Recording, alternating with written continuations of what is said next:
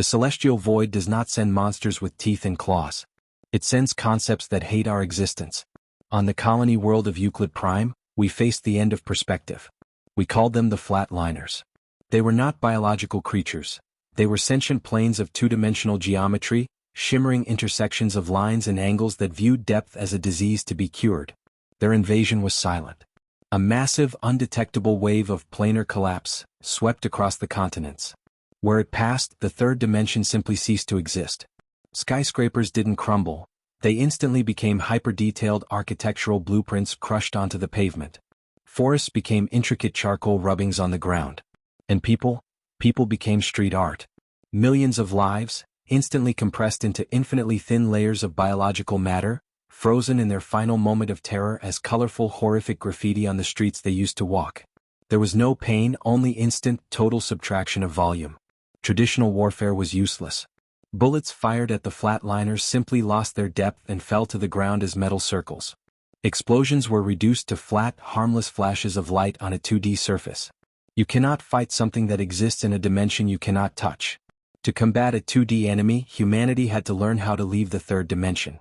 The Federation Engineering Corps developed the experimental spatial fold drives.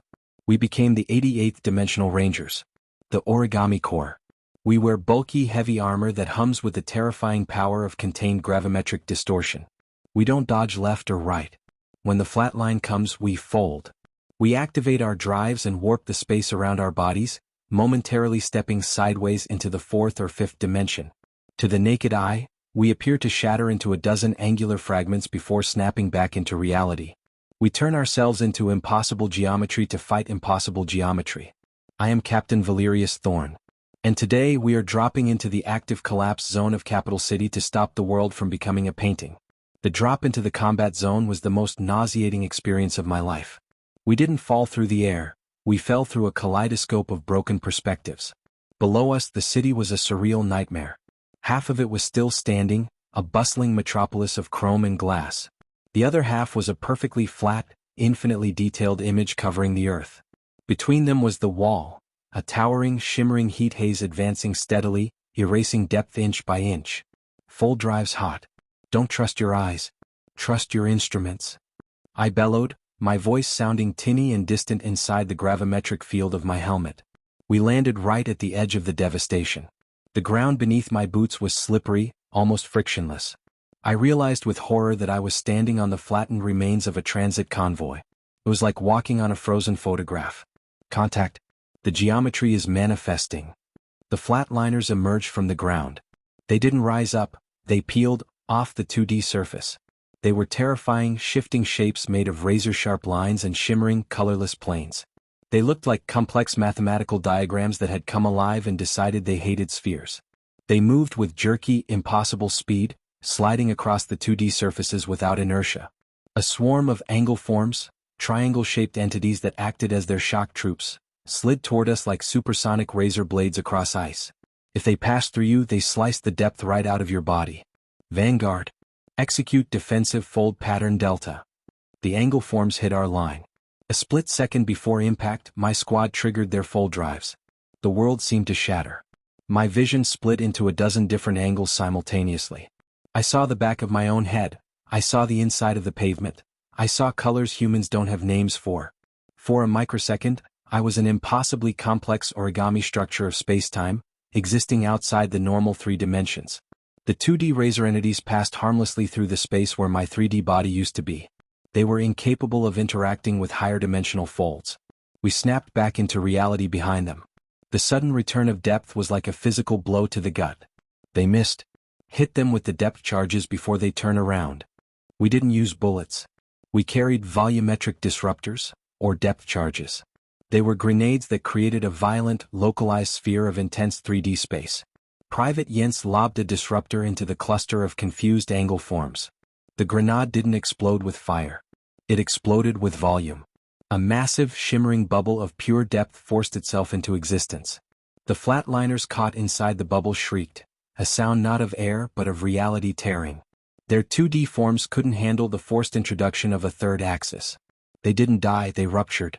Their perfect geometry shattered into millions of confetti-like shreds of meaningless lines that fluttered to the ground and dissolved. Keep moving. The wall is advancing. We need to find the source projector. We pushed deeper into the flattened city, a squad of warriors dancing between dimensions on a battlefield that looked like an M.C. Escher painting come to life.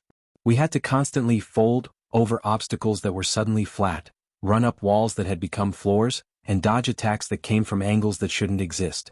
We reached the city center. The source of the collapse was there. It was the dimensional bore.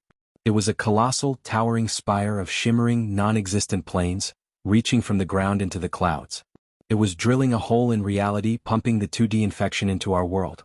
The air around it was so distorted that looking at it made my eyes bleed. Guarding it was the apex plane, a massive, sentient Mobius strip of razor edges that twisted in and out of visibility. It's guarding the base. We can't get close enough to plant a heavy charge. Lieutenant Sarah yelled, folding out of the way of a 2D slash that split a remaining lamppost into 2 paper-thin cutouts. Then we don't go around it. I gritted my teeth, feeling the fold drive vibrating against my spine, dangerously close to overheating. We go through it. I'm going to fold inside its geometry. It was a suicide tactic. If I mistimed the fold, I would be trapped forever between dimensions, smeared across spacetime like butter on toast. Cover me. Maximum fire on the apex. My squad unleashed a barrage of depth charges, creating a chaotic storm of volumetric explosions that kept the massive entity distracted. I sprinted toward the shimmering, twisting horror. I waited until the last second, until I could feel the anti-depth field pulling at my armor, trying to flatten me. Fold. I hit the overdrive. Reality didn't just shatter this time, it dissolved. I was inside the 2D entity. It was an indescribable nightmare of blinding white lines and agonizing pressure. There was no up, no down, only an infinite plane of hostile geometry trying to reject my 3-dimensional existence. My armor screamed under the strain, the gravimetric fields buckling. I felt like I was being squeezed through the eye of a needle. I saw the core of the entity, a single, perfect point of intersection that held its form together. I didn't have time to plant a charge. I became the charge. I overloaded my fold drive. I reversed the polarity, turning my suit into a massive, uncontrolled generator of 3D space. Eat volume, you bastard. The explosion was internal. I forced a massive sphere of raw, chaotic depth into the center of a being that existed only in length and width. The apex plane didn't shriek. The universe did. The entity violently rejected me, spitting me back into the 3D world. I hit the flattened pavement hard, my armor fused and smoking, my vision blurry. Above me, the magnificent, horrifying 2D structure began to convulse. The forced volume was tearing it apart from the inside. Massive cracks of shimmering light appeared on its surface. It folded in on itself, trying to contain the impossible third dimension I had injected, and failed. With a sound like the sky tearing open, the apex plane shattered into billions of harmless, paper-thin fragments that rained down over the city. Without its guardian, the central dimensional bore destabilized. The towering spire of flatness wavered, flickered, and then collapsed into nothingness. The advancing wall of flatness stopped instantly. It didn't recede, but it held its line. The immediate threat of total planetary compression was gone. I lay there staring up at the sky. It looked strangely deep, beautifully, wonderfully voluminous. Captain Thorne, do you read? Sarah's voice cut through the static. I'm here, I coughed, tasting copper. I'm 3-dimensional. It's a good day. I managed to sit up. We looked around at the devastated, half-flattened city. The victims on the ground would never recover. The buildings were gone forever. But the collapse had stopped. Euclid Prime still had depth. Humanity had learned the terrifying lesson of the celestial void. The universe is full of things that don't just want to kill us. They want to invalidate the fundamental rules of our existence. But we are stubborn creatures.